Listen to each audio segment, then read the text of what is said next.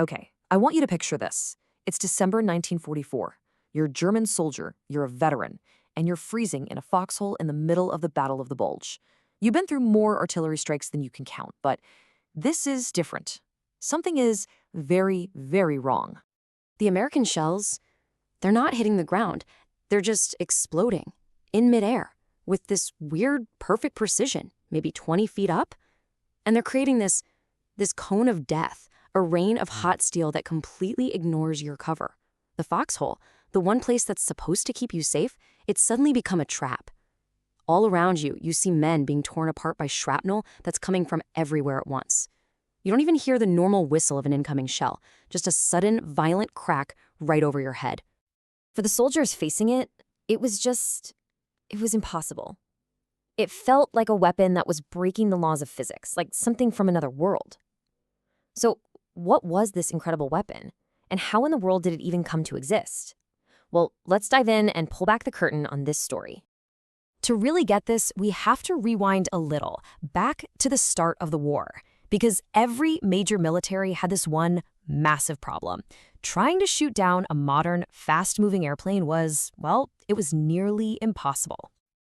I mean, just look at how inefficient anti-aircraft guns were.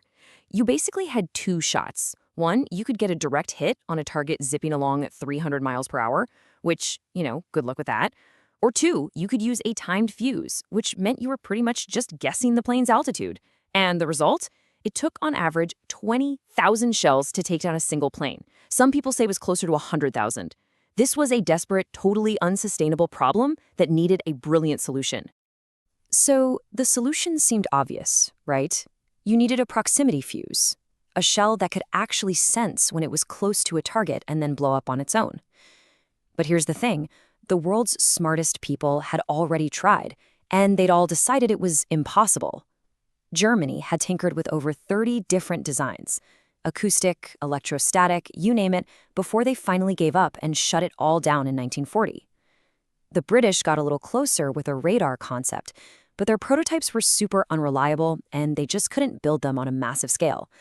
The verdict was in. Great idea, but the technology just wasn't there. But where everybody else saw a dead end, a group of American scientists and engineers saw a challenge. A top-secret group, codenamed Section T, was put together. They took the British research, set up a lab in a rented car garage, and got to work on building the impossible. On paper, the idea was just beautiful.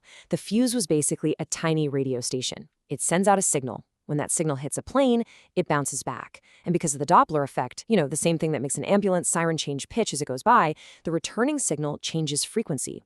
When that frequency shift hits just the right point, telling the fuse it's in the kill zone, a circuit closes, and boom. Simple in theory, but in practice, an absolute engineering nightmare.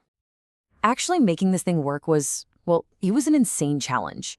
Everything inside that little fuse had to survive being shot out of a cannon. That means it had to handle an acceleration of 20,000 Gs. That's like hitting every single tiny part with a sledgehammer.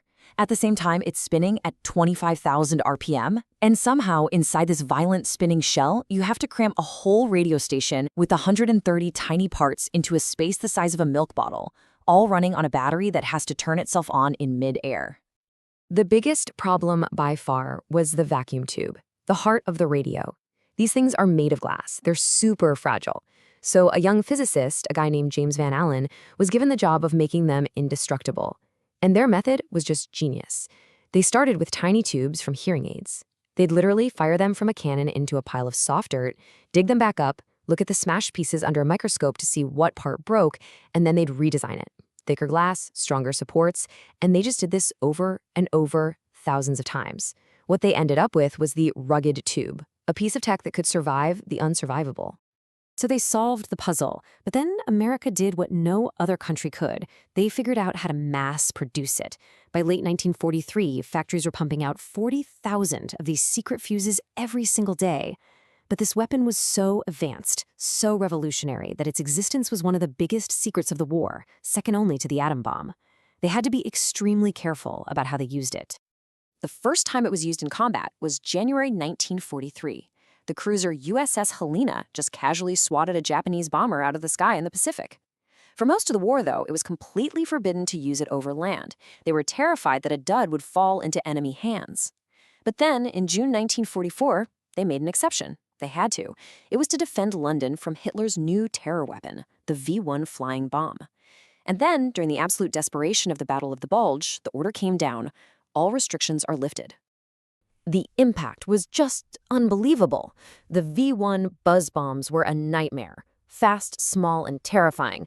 At first, British guns were only shooting down about 17% of them, but as soon as they got the proximity fuses, that number just exploded.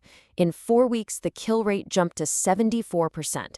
On one single day in August, they shot down 82% of all the V1s that came their way. This fuse literally saved London. And when the fuse was finally let loose on the front lines, the effect was just as incredible. General George Patton, not exactly a guy known for quiet praise, was just stunned.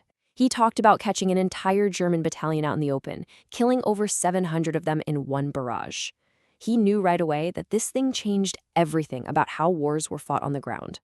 Cover didn't matter anymore. Artillery was now an all-seeing, inescapable killer. For the Germans, seeing this weapon wasn't just a shock, it was a psychological blow. One captured officer said it perfectly. It wasn't that German scientists weren't smart enough, they were brilliant. It was that they couldn't even imagine an industrial system that could solve a problem this impossible and then churn out millions of them. The fuse wasn't just a weapon. It was proof of a scientific and manufacturing power that they knew they could never hope to match. But the story doesn't stop when the war ends. Not even close. The technology that came out of this secret project created ripples that are still shaping the world we live in right now, in ways you probably don't even realize. Real innovation isn't just about having a great idea. It's about being able to build it. In 1942, one of these fuses cost an incredible $732 to make. But by 1945, thanks to the power of American mass production, that cost had dropped to just $18. That's a 97.5% reduction. America didn't just invent the impossible. They made it cheap and they made it everywhere, turning a science project into a war-winning weapon. And the long-term impact of this project is just immense.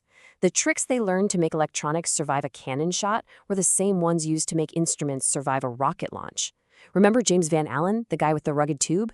He used that exact same knowledge to build the instruments on the Explorer 1 satellite, which discovered the radiation belts around the Earth that are now named after him, the Van Allen belts. This project also pioneered things like early printed circuit boards and quality control, which are the bedrock of all modern electronics. And of course, the basic idea is still alive and well in pretty much every advanced missile system we have today. So, when you look back at the story of the proximity fuse, you see so much more than just a clever weapon. You see a roadmap for how to solve huge problems. It's this mix of big, bold scientific ideas, obsessive, hands-on engineering, and the industrial power to make it a reality. It really makes you wonder, doesn't it? When we look at the impossible problems we're facing today, what could be accomplished if we use that same focus, that same ingenuity, and that same will to get it done?